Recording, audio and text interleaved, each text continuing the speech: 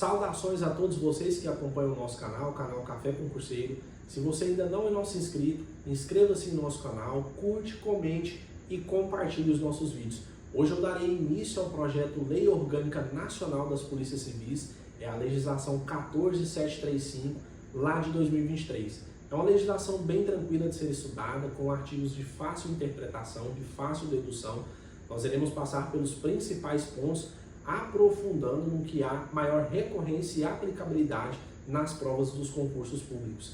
Antes de nós analisarmos a lei propriamente dita, eu devo fazer uma breve contextualização, uma breve fundamentação acerca dessa legislação. A nossa Constituição de 1988 já previa a regulamentação geral acerca das polícias civis, só que essa instituição desse diploma legislativo ele aconteceu só em 2023. Até 2023, todos os estados da federação e o Distrito Federal, eles legislavam de forma geral e de forma específica acerca das leis que regem as polícias civis. A União, então, criou essa lei ditando normas gerais das polícias civis e aos estados compete eles editarem normas específicas que não conflitem com essas normas gerais que a União editou. Então nós temos os estados e o Distrito Federal tratando das suas especificidades no que diz respeito às suas polícias civis. É claro que cada estado ele possui as suas particularidades, então nada mais justo do que cada estado diga sobre seu regimento, sobre a sua remuneração, sobre a sua jornada de trabalho, obedecendo aí os requisitos legais. Dito isso, nós já partimos aqui para a análise da nossa legislação. O nosso artigo 1º diz o seguinte: polícias civis dirigidas por delegado de polícia em atividade de classe mais elevada, nomeado pelos governadores dos estados e do Distrito Federal, são instituições permanentes com funções exclusivas e típicas de Estado, essenciais à justiça criminal e imprescindíveis à segurança pública e à garantia dos direitos fundamentais no âmbito da investigação criminal. Este artigo 1º nos traz diversos pontos importantes e o primeiro que eu vou destacar é sobre quem irá ocupar o cargo de delegado-geral da Polícia Civil, que, diga-se de passagem, é o cargo mais alto. Deve ser um servidor que esteja em atividade e na classe mais elevada. Isso é bem dedutível, porque aquele servidor que está em atividade, ele está em constante aprendizado de acordo com as práticas policiais. E na classe mais elevada, pressupõe-se que ele é um servidor que possui uma larga experiência e, inclusive, uma formação acadêmica muito robusta. Outro ponto importante aqui é que ele será nomeado pelos governadores dos estados e do Distrito Federal. Por que ele diz Distrito Federal? Porque as polícias civis, as militares e as polícias penais que são ali competências do Distrito Federal, elas serão organizadas e mantidas pelos cofres da União. Ponto importante aqui também é dizer que as polícias civis são instituições permanentes. Normalmente a gente vê, melhor dizendo, as bancas dizendo que são instituições perenes, que são instituições que são moduláveis. Na verdade, a gente vê aqui no diploma legislativo que isso não é verdade. Mesmo com a mudança dos governantes, a Polícia Civil ela estará lá firme, permanente em todos os estados e no Distrito Federal da Federação. E também as polícias civis elas exercem funções que são exclusivas e típicas do Estado, são funções que são essenciais à justiça criminal e são imprescindíveis à segurança pública. Então esses são os destaques que eu faço aqui logo no nosso artigo 1º. A gente parte para o parágrafo único que diz o seguinte: a função de polícia civil sujeita-se à prestação de serviços em condições adversas de segurança, com risco à vida, e de serviços noturnos e chamadas a qualquer hora, inclusive com a realização de diligências em todo o território nacional. Então aqui é um ponto importante, inclusive para quem pretende se tornar um policial civil. Nós não teremos jornadas delimitadas, nós não teremos horários de início e fim. Há pessoas que dizem que o horário ele é traçado pelo alvo. Então o policial civil ele irá fazer o seu horário de acordo com o alvo que ele está investigando. Então há inclusive estados que pagam um adicional por chamadas a qualquer hora, mesmo o policial não sendo chamado a qualquer hora, porque ele pode ser chamado em qualquer momento, mesmo estando ali numa confraternização de final de ano, mesmo estando ali no aniversário do seu filho. Então, a qualquer momento, se a sociedade precisar Se o organismo precisar agir, o organismo estatal precisar agir, lá estará o policial civil cumprindo com as suas funções. A gente já parte aqui, a gente já avança na legislação para o nosso artigo 3º, que diz o seguinte: a lei orgânica da Polícia Civil de cada estado, Distrito Federal e de cada território cuja iniciativa cabe ao respectivo governador deve estabelecer, observadas as normas gerais previstas nessas leis, regras específicas sobre. Então, no nosso artigo 3º diz que os estados e o Distrito Federal devem observar essas normas gerais, obedecer essas normas gerais e devem editar regras específicas sobre. Então, aqui nós temos alguns incisos que vão nortear como os estados vão editar essas normas específicas. São normas sobre a estrutura, sobre a organização, sobre requisitos de investidura no cargo. Há estados que mudam a idade de ingresso no cargo, de quem pode prestar o concurso, idade mínima de 18 anos ou de 21 anos. Então, isso vai ser uma particularidade de cada estado. Atribuições funcionais de cada cargo, os direitos, as prerrogativas, as garantias, os deveres e as vedações. Todas essas são questões específicas que irão ser tratadas pelos regulamentos internos aí de cada estado.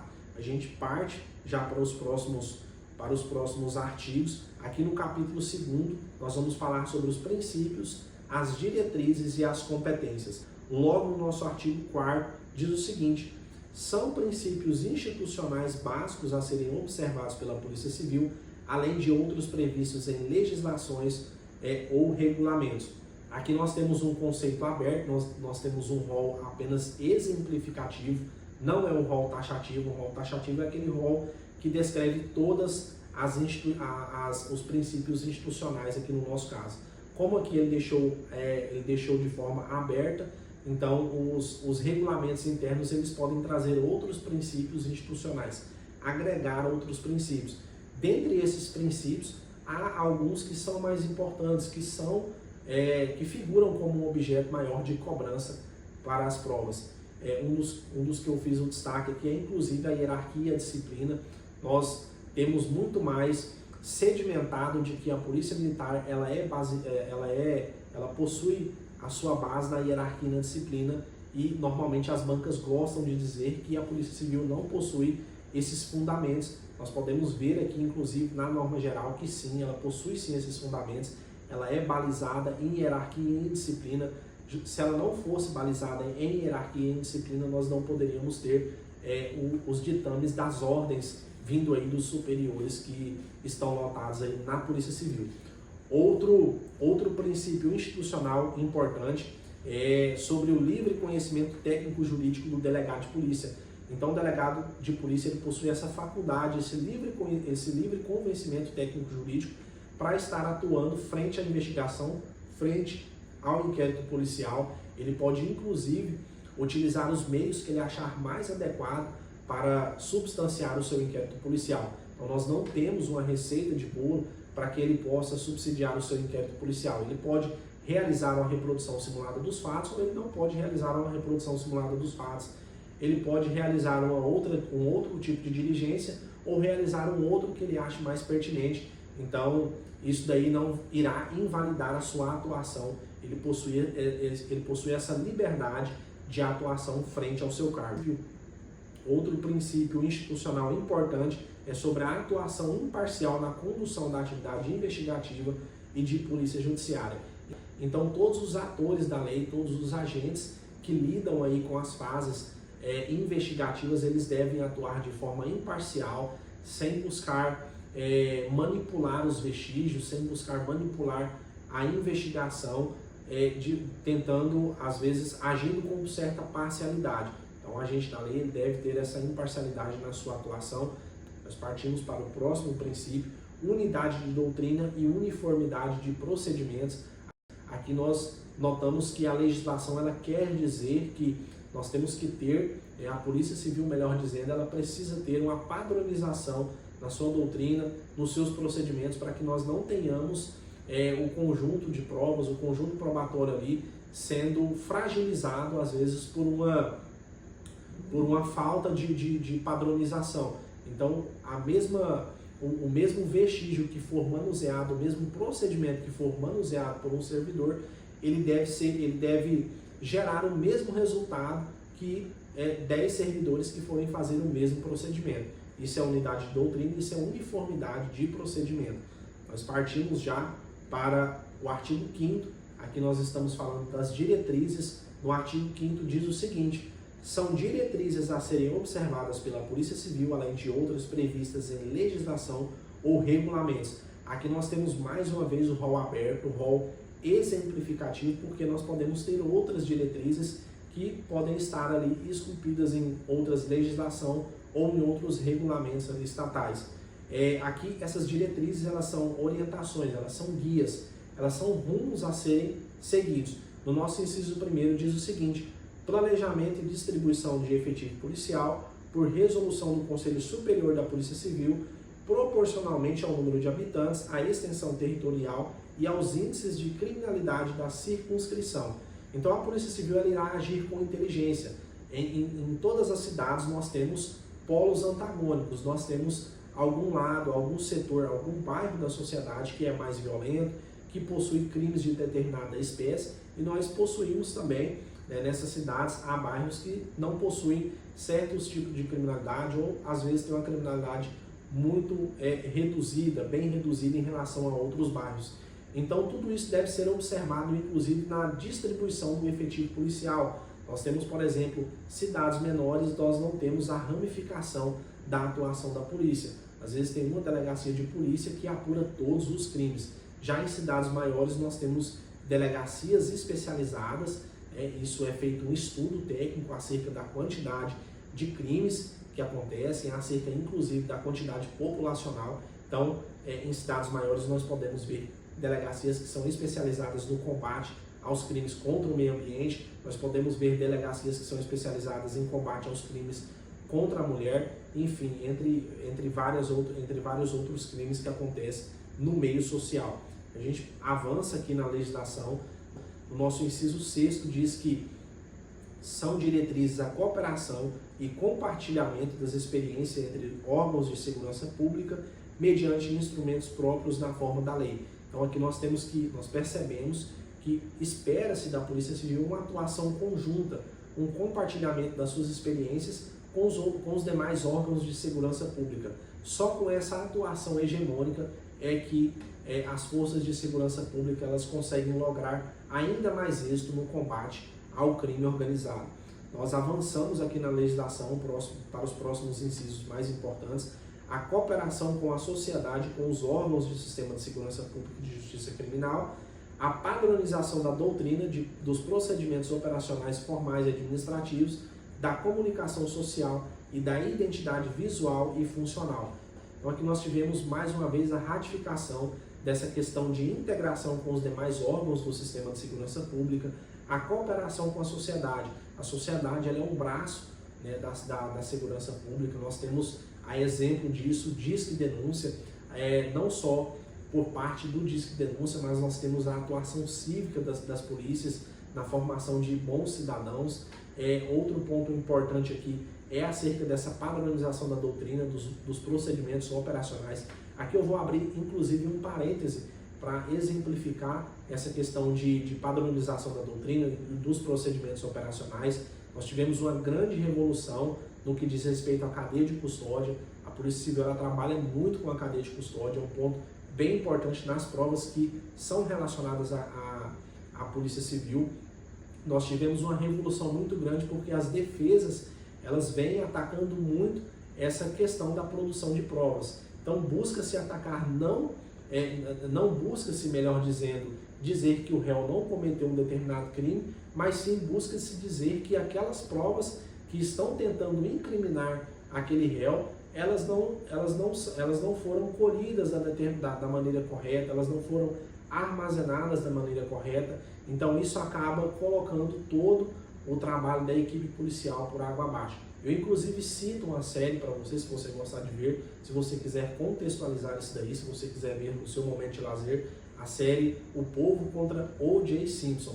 Foi um caso que aconteceu nos Estados Unidos, em que ele conseguiu ser inocentado pelo tribunal do júri lá dos Estados Unidos justamente porque a defesa atacou todas essas provas que foi produzida aí pela investigação.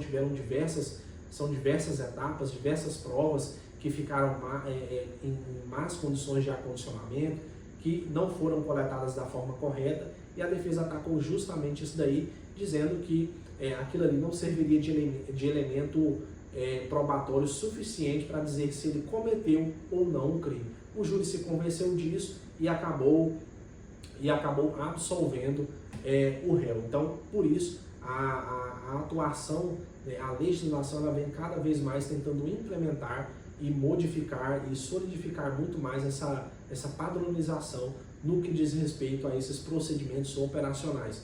A gente parte aqui para o próximo inciso, que fala o seguinte: são diretrizes o fomento e a divulgação de caráter educativo ou informativo por todos os seus integrantes, das missões, das atribuições e dos valores da Polícia Civil, a fim de promover a aproximação com a população, observado em quaisquer situações o decoro na exposição de emblemas, brasões, patrimônio ou insígnias institucionais. Então, um ponto importante aqui é sobre essa preocupação em promover a aproximação dos órgãos de segurança pública, aqui eu falo de uma forma geral, mas aqui da Polícia Civil com a população. A gente avança na nossa legislação. O próximo inciso diz o seguinte: são diretrizes a capacitação profissional continuada, integrada e isonômica, com os custos sob responsabilidade do órgão policial. Então é importante que o policial, que o servidor lotado ali na Polícia Civil, ele tenha a sua capacitação profissional sempre acontecendo, para que ele não fique um servidor obsoleto, um servidor ali que perde para o crime organizado, que não se atualiza. Essa capacitação ela deve ser integrada, então, entre todos os servidores, e ela deve acontecer de forma isonômica e, é claro, o Estado, o órgão policial, é que vai investir nessas capacitações dos seus servidores. A gente parte já para a nossa próxima sessão 3, que fala sobre as competências. Artigo 6º diz o seguinte: compete à Polícia Civil, ressalvadas as competências da União e as infrações penais militares, executar privativamente as funções de Polícia Judiciária Civil e de apuração de infrações penais a serem materializadas em inquérito policial ou em outro procedimento de investigação e especificamente. Aqui nós temos diversos incisos acerca dessas competências da Polícia Civil, mas o ponto de maior destaque aqui é sobre essas ressalvas. A Polícia Civil irá agir ressalvadas as competências da União e ressalvadas as infrações penais militares. Então, no que diz respeito a essas duas questões, nós temos essa ressalva de competência da Polícia Civil. Então, o que não for infração penal militar e o que não for competência da União fica como competência residual, sobra para a Polícia Civil. A gente avança já para o inciso 5º, que diz que garantir a adequada coleta, a preservação e a integridade da cadeia de custódia de dados, informações e materiais que constituam insumos, indícios ou provas. Então, aqui, como uma competência da Polícia Civil, está essa garantia adequada de coleta, de preservação, de integridade da cadeia de custódia. É exatamente o que eu acabei de dizer aqui no vídeo, sobre essa integridade, sobre essa padronização, para que nós não tenhamos o conjunto probatório aí sendo atacado pela defesa e sendo fragilizado, garantindo a liberdade do réu por uma despadronização na conduta, na atuação do servidor. A gente parte para os próximos incisos aqui. Lá no parágrafo 1º diz que as atribuições relativas às competências da Polícia Civil são exercidas exclusivamente por policiais civis em atividade na forma da lei. O parágrafo 2º diz o seguinte: é admitida a celebração de convênios, de acordos de cooperação técnica, de ajustes ou de instrumentos congêneres com órgãos ou entidades públicas e privadas nacionais ou estrangeiras para a execução e o aperfeiçoamento de suas atividades, com inclusão de forma paritária de representantes de todos os cargos policiais, ressalvadas as atribuições próprias de cada cargo. Então aqui nós temos a possibilidade, inclusive, de outras esferas, de outros organismos estarem participando da atuação policial. O município, por exemplo, pode celebrar um convênio, pode celebrar um acordo em que possibilite, às vezes, uma estrutura física para que os servidores possam ficar, para que os servidores possam desempenhar as suas funções. Pode, às vezes, celebrar um acordo em que institui uma ajuda de custo para aqueles servidores estarem ali atuando. Então, há diversos, a legislação permite essa colaboração entre os entes. Pessoal, o que eu tinha para dizer sobre essa legislação nesse primeiro momento é isso. Nós avançamos aqui do artigo 1º ao artigo 6º, passando por diversos incisos que eu considero como sendo os mais importantes. Isso não lhe exime de ler o texto na íntegra, né, ler toda a legislação, e em breve nós postaremos mais aulas aqui para vocês estarem acompanhando. Até a próxima, valeu!